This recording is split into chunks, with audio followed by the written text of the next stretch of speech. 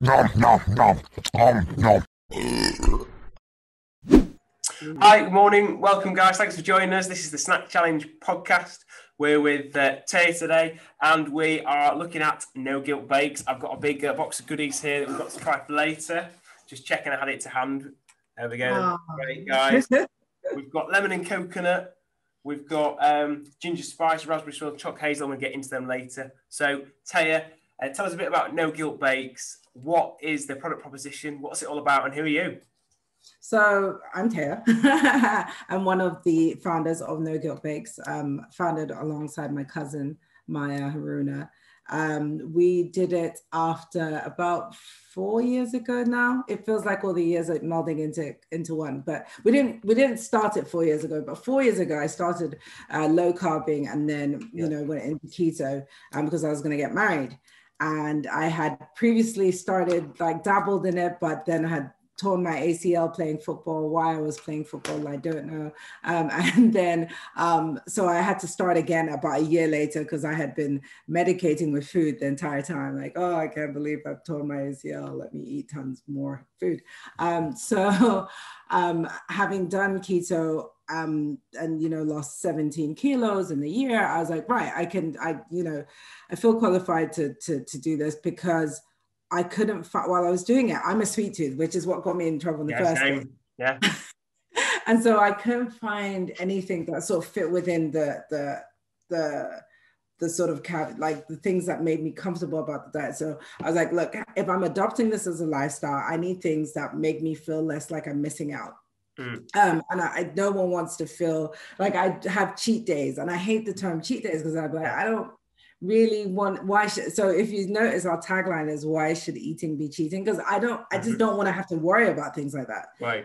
So at the time, and still now, I was working at CDC, so we had I went into the office and I was like, guys, I'm gonna do a cake business, and everyone's like, what? I'm like, yeah, I mean, I like cakes, it makes sense. And I was like, can you think up ideas of names for me, help me out here?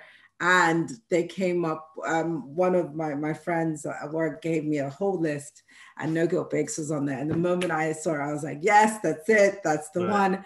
But we did some doodles. Is it doodles? The ones where people can sort of pick out like a survey. Yeah. So we did doodles with friends, and No Guilt Bakes came on top. And we're like, yeah, that's the one.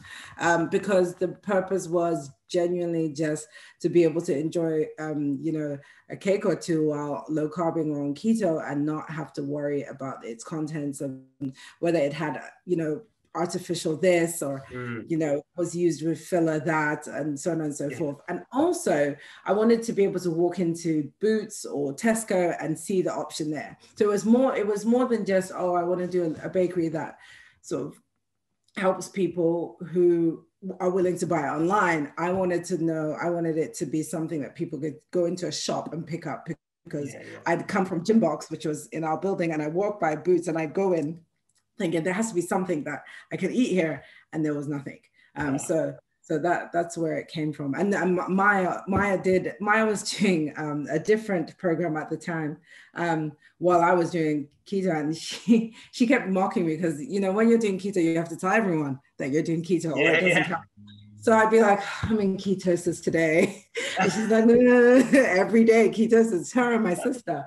And then they saw me lose the weight the year. And I was, as you know, I was getting married, and I had told her, I was like, you can't come to my wedding unless you lose the weight, because, I'm doing it. So you have to too, because I'm a lovely person. And, how did that go down? Wow. Telling your girlfriends you need to lose weight to come to my wedding. No. That's the way it works.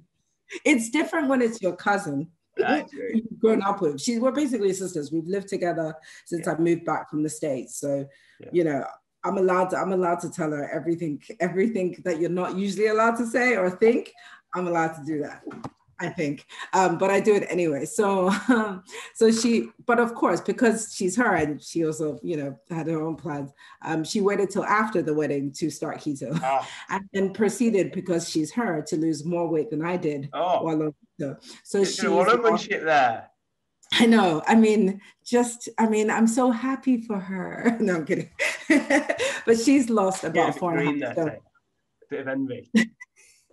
Well, I mean, I'm told green goes with my color, so there's that. But she lost 4.5 stone in the year. Yeah. And while doing it, she's like, you know what, you're right, let's do this. And so we did. We started sort of looking into it. And because we were over preparers and I'm just typically that person, I was like, okay, what do we need to know legally? Like what do we need to do? And about November last year, I was like, for some reason, I was like, oh my God, Black Friday. If we don't launch Black Friday, it's just we're not going to get any sales at all. And we built the website and ourselves on Shopify and launched it. And I thought, build it and they will come. And no one knew about it. So no one bought anything. Yeah. It's like, oh no, we built this beautiful website, which wasn't beautiful. And I mean, still has some work to do. But they didn't come. And then I was like, right, I need to go learn ads. That's what I need to do. And then I did, and then they started. So you just taught yourself ads? You doing Facebook advertising or Google advertising? What are you going for? A bit of both. Yeah. So has that been? So I love that. So you've got an idea. You think, right, we're going for it. Design the product. Right, we're taking it. We're going to build this storefront. Nobody's coming to the store. Go out, get some ads out, publicize it. So you're just kind of teaching yourself as you go along. That's brilliant. Yeah, we bootstrapped. So I did a master's in finance ages ago, about 6 years ago now, 6. And the one thing I always promise myself, because I've done ideas and I've been like, I've thrown my entire savings, or not entire, but my husband and I run some business in Ghana as well. And I just didn't have the bandwidth to be able to spend millions of pounds on a big business idea, which sometimes I wish I do, because if you go big, you go home, then we'd probably be in stores already, as opposed to working towards it as we are now. But that sort of, it also this way allowed us to get to know our customers a lot more, figure out what they wanted. Well, I know it's on your website, you've got over 700 reviews on Trustpilot. That is really good. On Judge Me. Yeah, on Judge Me. And then on Trustpilot, we have about between 80 to 100-ish. Oh, okay, yeah. So where's this? So I saw 700 reviews. Which site is that? It's Judge Me. It's a judge.me. Yeah. But that's some serious loyalty and love from your customers. That's great. Yeah, and it's all from just being honest with them. So when we started, and we used to do this manually. When we started, every time someone would purchase, we'd send them an email and just say, thank you so much. Honestly and truthfully, not even being prestigious. If you have any views, just let us know. Send us an email. It doesn't have to be a fancy email. Just reply. And it wasn't. We hadn't. At the time we didn't have Klaviyo or Omnisend or whatever the different platforms were. We just did it from our Outlook boxes, and it came from us to them. And you'd be surprised just how many people, even till today. I mean, I think yesterday we got a phone call from a customer. And he just wanted to tell us that he really loved the bread. He was like, I just really love the bread. I just wanted to let you know. And so we had a bit of chat, and then you get to ask them questions like, oh, so if there was something that was missing, what would it be? Or if there was a flavor that you really, really wanted, what would it be? Or, there's just a way, what one thing would you improve? And we get all the emails. So someone sent us an email just the other day, and I could do this forever, so stop me. But someone sent an email the other day, just about two days ago. It was a very simple email. It was like, don't stop doing chocolate orange. Like, this can't stop. It's my favorite flavor. No chance. Yeah. Or, we get I really miss orange. Will you bring that back? And, we hear them, and it helps us plan for the future. And we'll always have the small, like the limited editions coming from us as we go towards a manufacturer. But it just makes so much sense to have that direct connection to your customers. Like, why not in this day and age of internet? It's hard sometimes because it means... So, say that again. You have a lot of different things to reply. So it's hard sometimes to have this number of connections to your customer, right? Because they'll message on Instagram or Facebook or your email or on your ads, which seems a really popular place now. Like, but you know what? The funny thing is, when sometimes you'll get something on your ad, someone will be like, oh, it's really pricey, right? someone messaged and said, oh, the bread's a bit pricey. And then I didn't see it. And my customers, two of my customers came in on them like, actually, it's not. If you look out there and you compare it, it's really, and I'm just like, oh, I don't even have to reply. This is amazing. Right.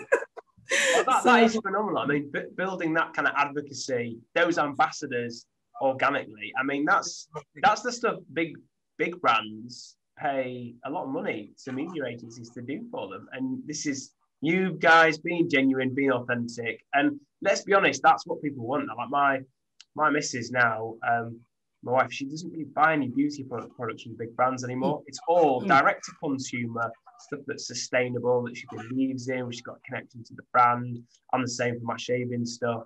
And if you're going to spend money on yourself, whether it's like your treats or your your personal care, that's part of your identity. So you want to connect with that brand, don't you? And you want to feel like it's real people, not just some big corporate. I didn't understand that in the beginning.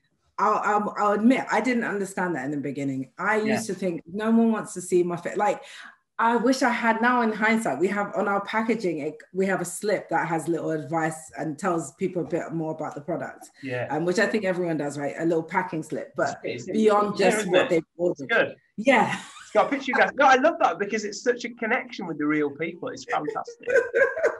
Yeah, so see our little angel wings are like, oh my God. And I think, so for us, it was, when we were designing it, I was like, do we really need our face on there? Like, no one wants to see this mug every day. But I think people realize that people behind it. And so actually even, I mean, look, it's between that and facilitating between, just realizing there are humans there that care about what you think, I think is what have really connected us to our customers, to the point where they make my day on a regular basis. I'm still one of those people. So I have all my reviews going into we have all the reviews going into the inbox into a special folder. And I don't read them every day because it does get very like, this person didn't like this flavor. Are you kidding? Yeah. I know, don't take it personally. They say it all the time, but I do because it's my baby. So it takes, we do read them all. We do connect with our customers. We try and respond to all the queries as they come in. It's taken us a little longer now because we get quite many, but the team is going to be growing soon and that will help as well. So you've been going, did you start 2020 then or did you start? So we started 2019 in November. And that's when you built the website and said, they'll come to us. Okay. Yeah. Yeah. So that's a rapid growth then. And are you guys full time on this now? No. I wish we were. No, so we're not because of a number of reasons.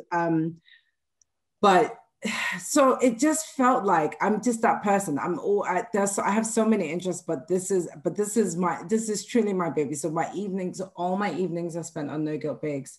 I take off a day or so, or 2-3 days in the month to do it as well. And because our philosophy is there are 2 of us on it, part-time, and so we add to a part-time full-time person together, and then I have a number of people that we've employed to help us now, so and my husband as well, who I put in on the regular. You need a support team, don't you?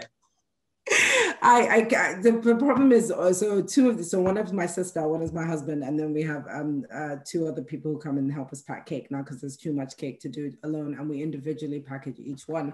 And the problem with working with people so close, like my husband and my sister, is that they are constantly striking until they get cake. So they'll be like, right, whereas like spiced apple, that's the one. Why is it not here warmed with a cup of tea for us to start packing? And I'm like, who's working for who? Like, what is this? Amazing.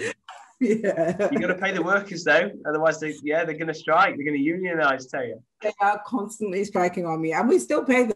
Like at some point there has to be actually no, I'm all for the unions where they're necessary, and so I'm just happy to have to be big enough.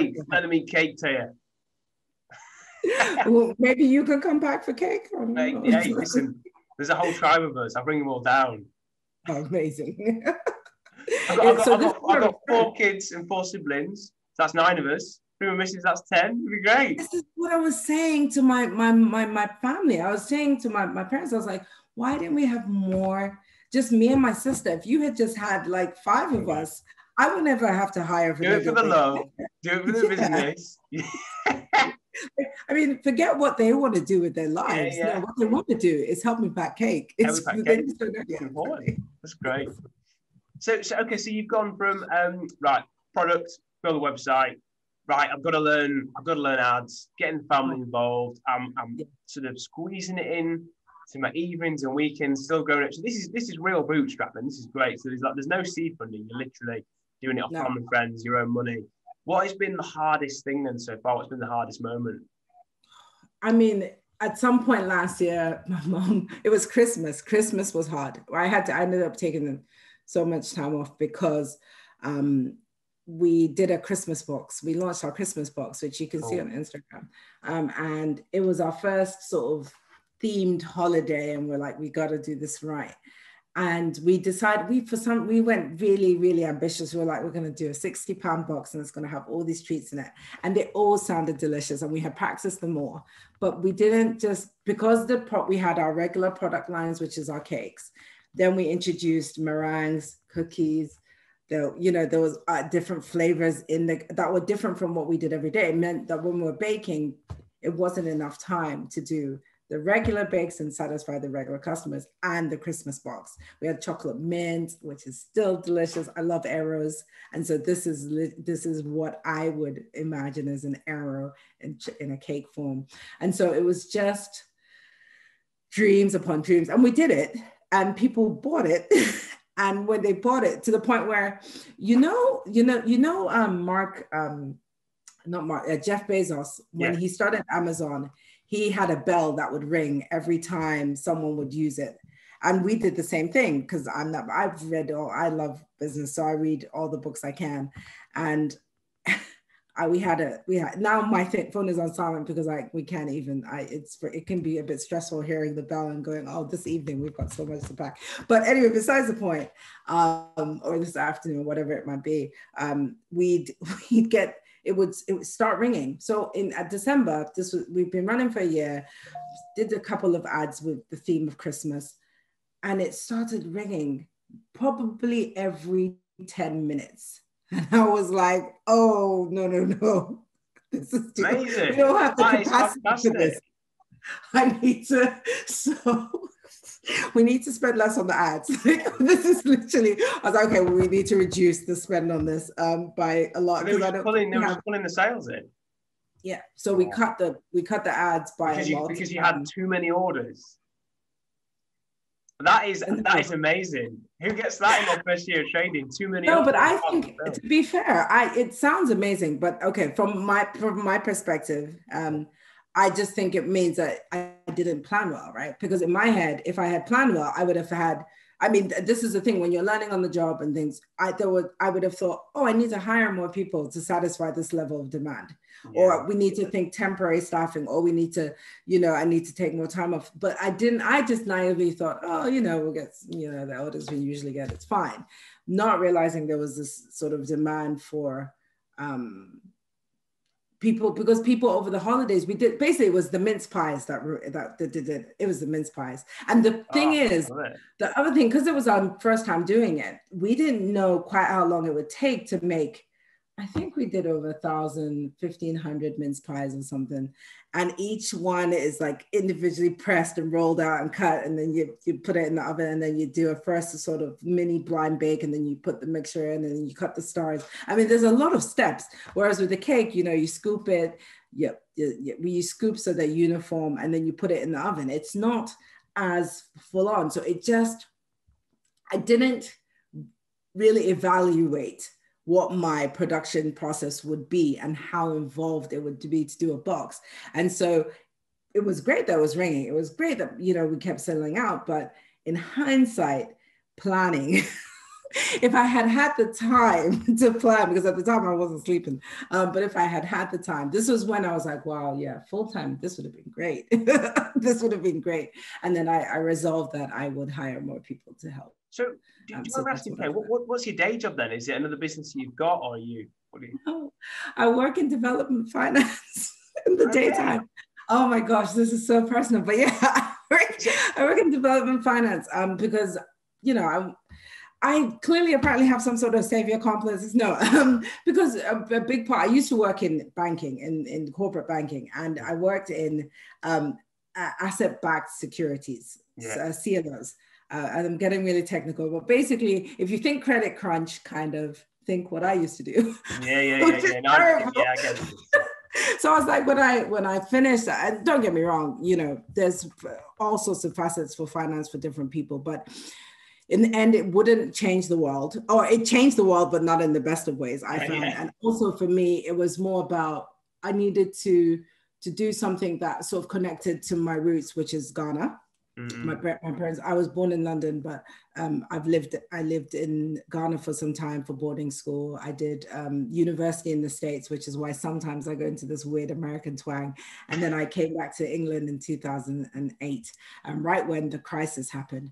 And so I was well aware of the just the need that beyond like these developed markets and all the sort of loan securities out there, I wanted to do something that would change the continent of Africa, or at least help, or at least do my little part. I'm not going to do what. So after my master's, I joined CDC, and that's where I've been ever since. And that's I love that. There's a consistency in following your principles in your day job, but also, you know, you're kind of applying that consistently with the side hustle, which is now growing. So the toughest point then is scaling it too quick, basically, and having to juggle that with a really busy job. I know you mentioned before you travel to Ghana a lot and with your day job, so you're doing all that. So you've got a phenomenally busy life. So what's been the highest point then? If the toughest point's just been the speed and the scale of it, what's been the real high? Is it maybe those customer reviews? I don't know. It sounds like you've got this amazing connection with your customers. There are so many high points. I'd find it hard to pick a couple. I'll dance through some. How about that? Yeah, so when COVID hit, you know, the borders shut down. The borders shut down in Ghana and across most of the continent anyway.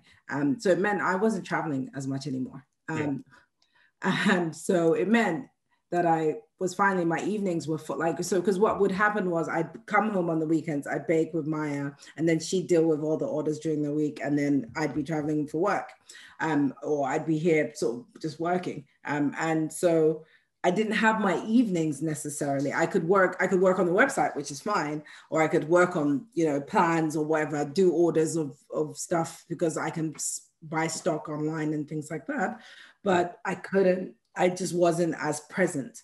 Whereas now, you know, because everything, you know, to travel, my role kind of got restructured kind of a little bit. So it meant that I could spend my evenings on No Guilt Bakes, which is where, you know, where that growth has sort of come from. The cool thing, when it started, I was really worried because we were so ready. We had gotten a stall at Brick Lane, which I love. Yeah. I'm a foodie. That's cool. I like Brick Lane. Who doesn't like Brick Lane? Oh yeah. So and we live in Bethnal Green, so it's just down the road.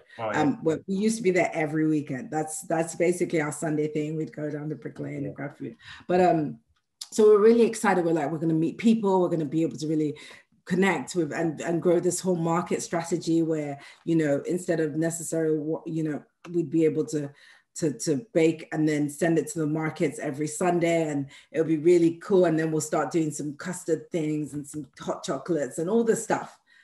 And then we got the permission in March, and then the world changed on the 14th of March, was it? I think, you know, that's when we started to realize that there was this thing. I mean, everyone watches the news, but it didn't become personal until we started seeing life change. And at the same time, because everyone was going through this major change, the website dried up. It just went, it's trickle, trickle, trickle, stop. And there was a day we didn't have any orders. And I was like, oh my God, Maya. Like, I really thought we had been smart about this and this was going to be great. And now no one's buying. And the ads are still running and we're paying for ads. And I was hyperventilating. It was amazing. And I was like, and now we can't even do the market. So how are we what is going to happen? The business is just going to shut down. This is it. I mean, it doesn't matter that the cakes are perfect now or we love them. It's just not going to work. And Maya actually, funnily enough, so her part-time thing is she's doing law. She's always wanted to do it. Ali McBeal was her thing. So she's doing law. So she at the time had exams. So in April, I was like, at least if it's slow, it means that I can manage the business for the April season, like for April while you're studying for your exams. And then the world went insane. So it went really dry, quiet. No one's buying anything, to sleepless nights because people realized they could buy things online. Yeah. They were like, the world isn't coming to an end. There's this horrible virus. What do we want? And, some people are like, I don't want to worry about, lockdown 50 or whatever stone, I still want to be able to eat healthy food. I might not be able to go out as much. Let me think about the way I eat a bit more. And no guilt breaks came to mind.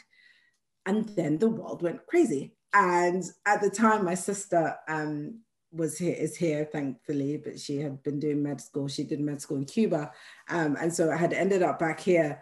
And thankfully she was here because I had told Maya not to worry about the business. I would do it all. The world went insane. My husband was stuck in Ghana because the lockdown had happened. Oh. And the lockdown there was they had closed the borders. They were like, no, you can't go. Sorry, you can't travel out. They were only allowing people to come back, but no one was leaving. So I didn't see him. I mean, the lockdown in Ghana was, I think, till July. I didn't see him for months. It was hard. That was a challenge. But anyway, but my sister was there, and thank God she was here because March was our quietest month, but May we started just knocking things out of the park. Just cakes after cakes were just going out, and we realized that there were so many things we needed to improve because we had gone from 0 to 100 so quickly. So we had to start thinking, okay, and then it started getting warmer as well, and post and cakes, and we're like, so we need to do track delivery. And at the same time, when you're doing an online business, you're worrying about not just what you do, but what logistics is doing out there, because they also weren't anticipating this either, right? So Royal Mail then said, okay, well, but we have too much. We're not, first class isn't first class anymore. It's going to be 3 days class or 4 days class or whatever. We can get around to it. And we didn't have tracking. So our customers would buy and they'd be like, where's my stuff? And we're like, I wish I could say I knew. I don't know.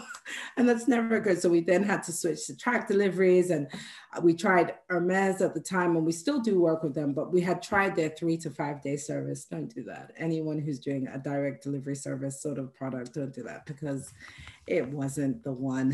So it was sort of just figuring out what were the right things to do. And it was you've got a good bump off the direct to consumer trend. And I was reading the Grocer the other day, and they think that's gonna stick, don't they? The D2C trend. Yeah.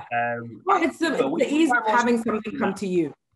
Well, and also once you trade out of an on-the-shelf brand that's big, and you find something that you connect with on a personal level, you stick with it. Like these guys, Dr. Wills, we did a podcast with them. Check them out. It's a really healthy sauce. And my kids... They don't add sugar. I know. They don't add sugar. So my kids have converted my kids off the cheap, nasty stuff onto this. And so we're going to be buying this from now on. Such a good brand.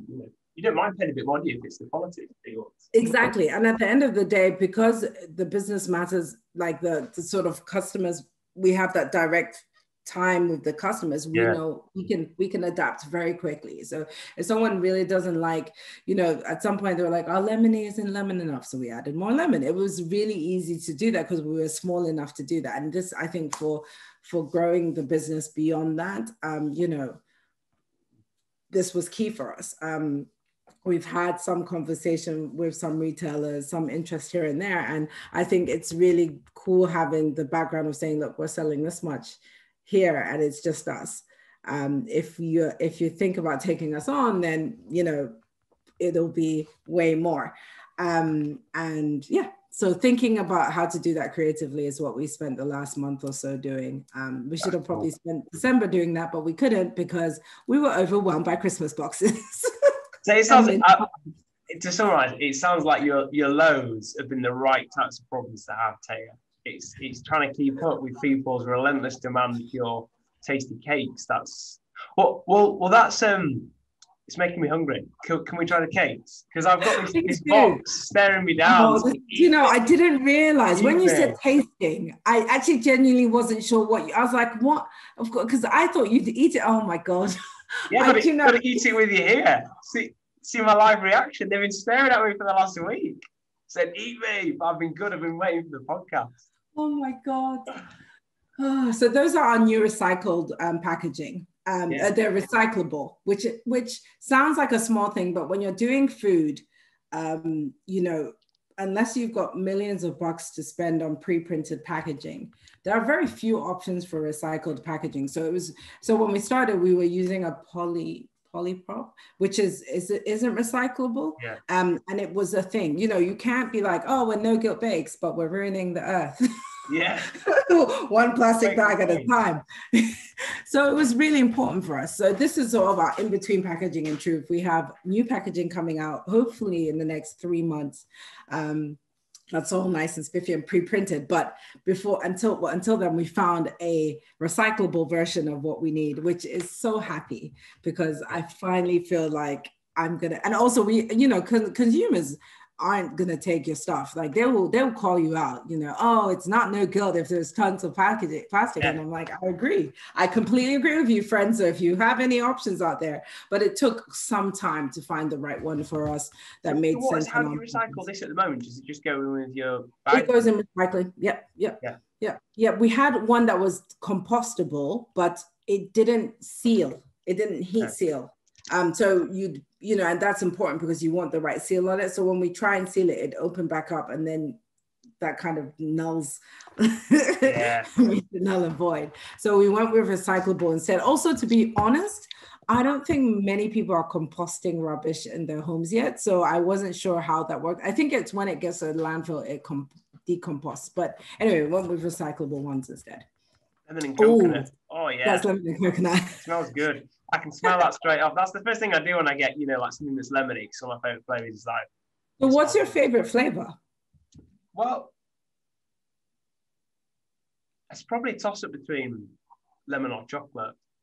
Okay, chocolate hazel is the one. So my nana is like quintessential like Surrey lady, just lovely, and she always says, "Yes, I've got a lemon tortin for the family. It cleanses the palate." And that always just sticks with me. It's just like she's just cute.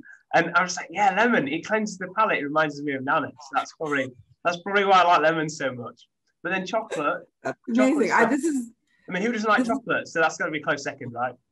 True. This is the first I've heard of lemon cleansing the palate in a cake form, but I like it. We might have to use that in one of our... Nana Bennington, check her out. She's not on Instagram, unfortunately. If she was, she'd be a sensation. Oh, that's amazing. I feel like I'm going to have to send you some lemon cakes just for her. Oh, yeah. You love it. Lemon poppy. It smells so good. That is really good. So it doesn't have any sugar in it. And I think that's the important thing to note. Like, it's funny because when we started, people that way, but you can have cake and it doesn't have the sugar. And when I say no sugar, fluffy, Taeya, that is unbelievably light. I did not expect it to be that light. I thought it was quite dense because it's got some weight to it. That is great. Oh, look at me. I'm gushing. This is genuinely how I act when I get a review. I'm like, oh. That is great. Nana Bennington would approve. That would definitely cleanse the palate. And it won't affect your blood sugars. Because it doesn't have so there are some, there are sugars, it's various forms. Sugar comes in various forms, right? So you have honey and you have, coconut nectar or agave syrup or date syrup. And there are so many different ways people call sugar. Like they have products that have a really high glycemic index or that will affect your blood sugars.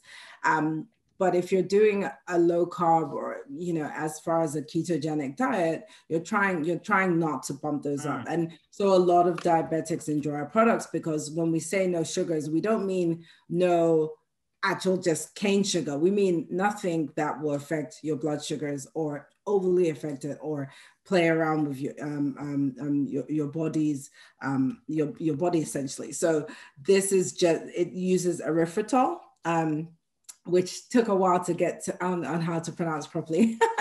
And it's basically like a natural sugar option. It's called a sugar alcohol. It has nothing to do with alcohol at all, but it's a polyol. So it doesn't affect your blood sugars when you eat it. So it's sweetened by something that doesn't affect your blood sugars. Yeah. Okay, yeah, because I'd noticed that on the ingredients deck, because yeah, I liked. So this is a question I've got for you. So I've not watched the YouTube video because I didn't clock it until I got this out this morning to look at it.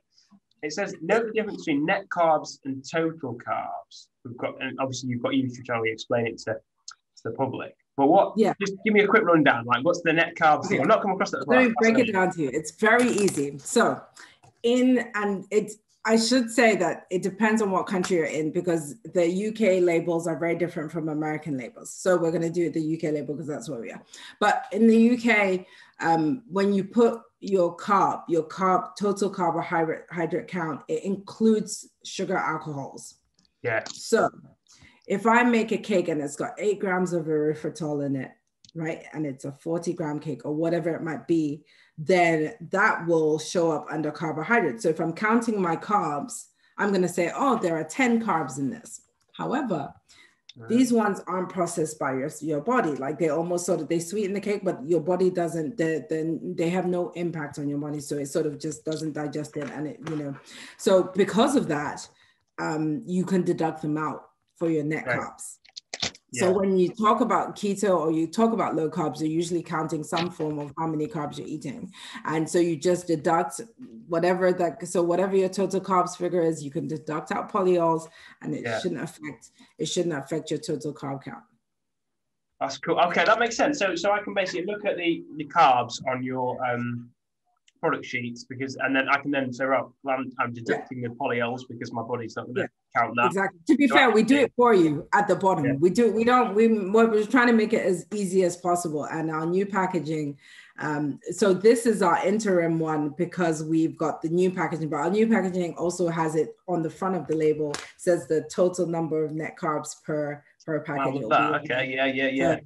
So it's one of the first things you'll see. The point is to make it as easy as possible. So we calculate everything out for people, and we sort of say, as a rule of thumb with us, most of our regular cakes will be under 2 net gram carbs, and our special editions will try and keep under 2.5. Because those we kind of sometimes will add a bit, like we'll just go wild with it. We're like, oh my God, it has to. We did a sticky toffee pudding cake over Christmas. It was the best. But this chocolate one's great. The chocolate, amazing. Really good. We put the nuts for a little crunch. My big complaint with healthy chocolate products is sometimes it's too bitter. And I like the natural chocolate flavor, but I've got a sweet tooth. Yeah. It's great. Yeah. Dark chocolate is a lot. And the thing is with chocolate, you need to get it right because it's hard, because it has such, when people buy chocolate here, I'm from Ghana originally, right? So we're the home of cocoa. This is where and I know for a fact that chocolate doesn't come out that sweet normally. There's tons of sugar and all sorts in there. And so pulling it back and getting the actual chocolate without the bitterness, because it can be quite bitter, is definitely something we spent some time working on. And you've got it in the background. So you're using the flour is almond flour, is it? Yes. Yeah. Should have moved that, but yeah.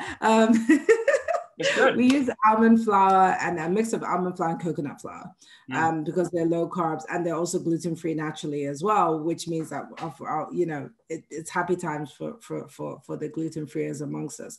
But like I said, when we started the business, I think we spent a bit more time around what do we need to know. So we certified our products as gluten-free because it was important for us to be able to say, this is legit. And beyond just saying we use these ingredients, we wanted to be able to assure our customers about what they were receiving. So It's amazing. So you like, you've learned the baking technology, you've got your head around net carbs and polyols, and you've learned all about cooking with different flours. Then you have to learn the Facebook advertising. You have to go and get your certification for gluten-free, scale it up to a catering kitchen. You must feel like you could write a book on what you've learned by now. You must have packed your head with so much new stuff. I mean, I want to wait until we successfully get into, or we not get into, I think is the wrong word because that's about done, but we need to launch our products in stores. Yeah. And then I'll be like, yeah, now we made it. Yeah, come and get this. Here I come.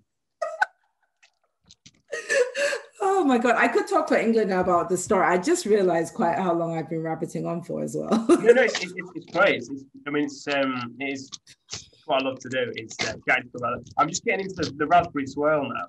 So the Raspberry Swirl, actually, I'm going to let you try it and then you can tell me. It does have a Raspberry Swirl as well. It's not just saying it's Raspberry Swirl. There is a swirl there. It's kind of with our hands. Yeah, we swirl them all individually as well.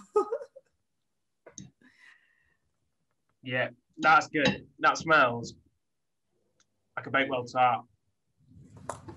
Yeah, you got it. I wasn't going to say, I didn't want to say Bakewell tart. I'll leave everyone to sort of come to their own conclusion, but it is based off a Bakewell tart. Honestly, Mr. Kipling's got nothing on the no-guilt bakes. That's great. Amazing. Yeah. I'm gonna genuinely, I'm gonna go and get my mum a box of these after we've been chatting because she's gluten-free. And I just feel really bad because we don't get enough gear in for when she comes. She brings her own gear. She's very, very good. She's very patient with us. We're like, yeah, we've got, we made a birthday cake for the kid's birthday. She's like, I'll bring my own cake, but don't worry. Oh, bless. You see, this is the thing, though. It's true. Like, I would love to be in a position where we grow to a point where when you want a birthday cake and you can go into a shop and Tesco's will have a no-guilt baked cake by its regular sugar-filled cakes for people who don't eat sugar or who don't, like, why not? Like, yeah. The population is becoming more and more aware of sugar and how we should try and limit it. I mean, very recently, BBC had the article where the government is saying before 2, no sugars. Kids shouldn't be on high sugar items. And so immediately you're thinking, okay, what can I give my kids? Give them a no-guilt cake. If we did that in our house, there would be a riot. My 2-year-old, it's not going to be easy. No sweets after tea. I'm leaving. I'm off. You don't see me anymore, Dad. I'm going to go pack the little school bag and be like, I'm going. Pushing boots. She's got a knapsack. Yeah. Ginger spice. This is the last one. So, just taking me back to Christmas. Taking back a month. With the ginger, we actually had to cut down how much ginger we put in it because we had a lot of, we had a lot of it's too much. I mean, we're all about the spice of the no-guilt bakes, and we were like, the feedback immediately was we had a bit of pepper in there. We actually put a bit of chili in it, but we took it out because people just couldn't. That sounds like my type of gingerbread. Taeya, I would love that. That's brilliant. Awesome. I'm so glad. It's still spicy. It's not. No, we can't take it all out. It's a bit of a hint of ginger. It's a bit of aftertaste. It's good. It's a bit peppery. I like it. We couldn't take it all out. And to be honest, I'm tempted to just have to up the ginger, that ginger filling again, because it's. I think when I think of ginger, I think fever tree as opposed to sort of ginger ale. I want to taste the ginger. And so we need to, I think people should buy it and be aware that it's like they are, because you can taste the ginger now, but I'm happy for it to be a less bought product, but for people who are purists about ginger. This is going to sound crazy, but have you done a licorice one? No, tell me more. Interesting. Licorice is really, really underrated flavor. I love it. It's proper York. I mean, it's obviously Pontefract near me. It's famous for it. But I reckon if you did a licorice one, that would go down fantastic, because you've got like Bassett's, all sorts, Bertie Bassett licorice, like we always have for Christmas. But I was just thinking then the ginger, because I always associate like Christmas with my dad. He loves gingerbread, he loves his licorice, so I'm stealing his sweets.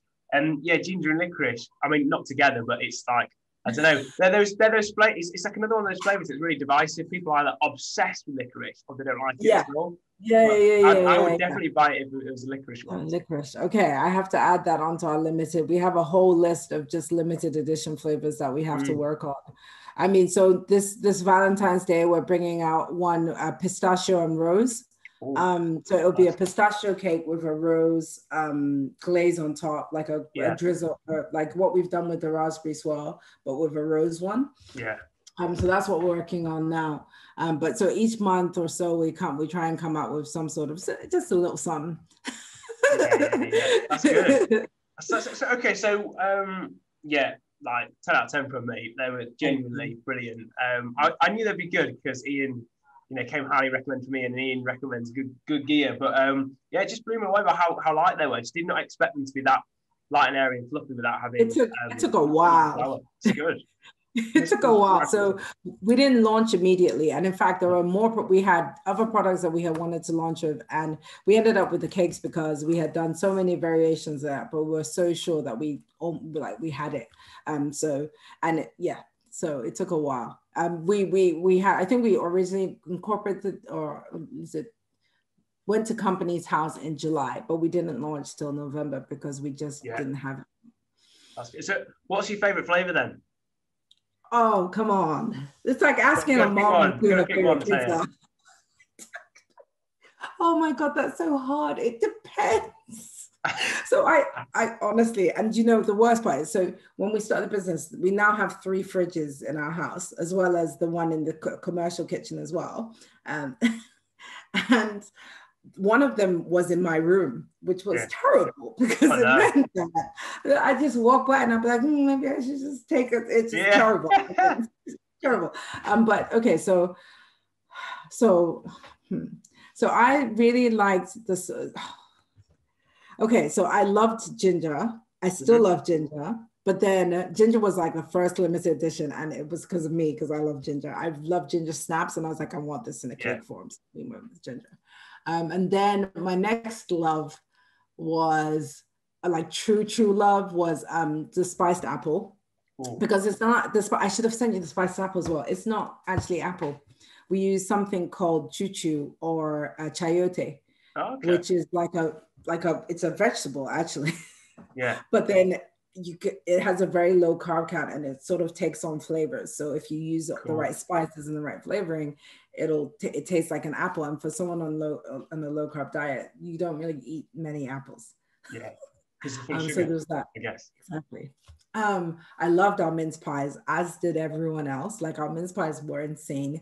It was a mince pie, but it had no sugar in it, and it tasted damn like mince pie. Like it was delicious. Yeah. And I'm going through a chocolate hazel phase now because I can see why. Having tried one, that makes sense to me. And I really liked our chocolate mint. Well, I'm going to say of these, my favorite, and I thought it's definitely the lemon. Lemon? Because it cleanses the palate. It was good. It's nice, crisp, clean end to it. Okay, I'm gonna forget. I've saved the remaining halves to test with my kids later. Because whenever we do a podcast, like, did you bring some back, Dad? Like, yes, I saved some. You set a gammets. But I'll drop you an email tomorrow, let you know what the troops made out to be their favorite. Oh, kids will tell you the truth. My nieces and nephews, the first time we did them, we had a less sweet version, and I gave it to them, and they're like, "This doesn't taste sweet enough. It tastes nice, but it's not sweet enough. Give me the goods. I want the good stuff. None of your sloppy seconds." Yeah. So they'll tell you. So I'm looking forward to hearing their perspective. I'll definitely let you know. I suspect it'll be the raspberry one. I don't know, but I just feel like that would appeal to them. So what's next then? And also, where can people find you? Because people need to go and try the product to go and get themselves some no guilt love. What's next? So what's next is we're working. So I didn't tell you, I don't know if I mentioned, so we have mixes as well. So we have some more mixes. I mean, our customers from day one, when they realized we were starting to do some mixes, they sent us like wish lists of, can you do this? Can you do this? Can you do this? Can you do this? So we have a lot of mixes that we're launching very slowly. And now we found a manufacturer for our mixes. So that means that they're going to roll out a bit quicker. We have some biscuits that we never launched. We started in Christmas, we did the spice cookies, but we have a couple of others that will be coming out soon. And then, yeah, so, and some new flavors. So Valentine's Day, we're doing a Valentine's Day box. We've now learned our lesson. I'm taking the week off. Yeah. To make sure they all go out on time. But what's next for us is really taking this from something that's just online to moving towards when people are back outside and running, you know, able to enjoy being social, being able to go into a shop on their way and have us there. So that's really what we're working on. I can't say more, but I can say that we're close. We just need to dot some I's and cross some T's, and I'll let you know where you can find us when the time comes. Nice, for the retail launch. Very cool. Yeah, okay. Yeah. But until then, you know, we've got the new logo. We're going to refresh, do some website stuff to, you know, just make sure everything's seamless. We have a subscription coming for those, you know, who kind of want like a deal and want to not have to worry about ordering them again. In particular for our low carb bread, oh my gosh, people have asked. So we're finishing off the subscription model for the breads and the mixes in particular, and so that should be launched by the end of next month. Cool. So yeah, that's us. Okay, so people can find you online. There's more mixes planned. There's Valentine's boxes, retail launch at some point, TBC. Where can people follow you? Next month. You can find us on www.noguiltbakes.co.uk. Cool. To be fair, you can also use .com, which transfers you to the .co.uk. Oh, that's good. Yeah. And then Instagram, Twitter, you got all the kind of usual. Oh my gosh, do you know what? This is why. This is, you know, this is my biggest, I think, sorry, you asked me. Food. This is what everyone wants on their Insta, you know. You asked me what the hardest thing was. For me, it's social media. That's the hardest thing for me. Yeah. We've had someone sort of managing it now. So you can just tell that I'm not as on the ball with my social media, because I should have started with our Instagram and our Twitter and blah, but they exist. Yeah. At No Guilt Bakes. Very straightforward. Do follow us. We do. So if we're cutting off a flavor and we don't send an email out, because it's the quickest form, we'll put it on our Instagram. We'll tell people, all our followers on Instagram, on Facebook first. So they're usually the first to know when we have a new flavor, and they usually get responses on flavor. Like they send us suggestions on social media as well. So that's the place to be if you really want to stay up to date with what's happening with No Guilt Bakes, for sure. Right, very exciting. Okay, well, guys, listen, I hope you've enjoyed this as much as I have. Probably not, because you've not all been eating. But what you need to do now is go and order some No Guilt Bakes for yourself. Try out the keto love. Yes. But Taeya, it's been an absolute privilege. Thank you for coming on the show. Really, really appreciate your time. It's been great fun. And I'm looking forward to seeing what the rest of the year is going to bring for No Guilt Bakes. I'm excited.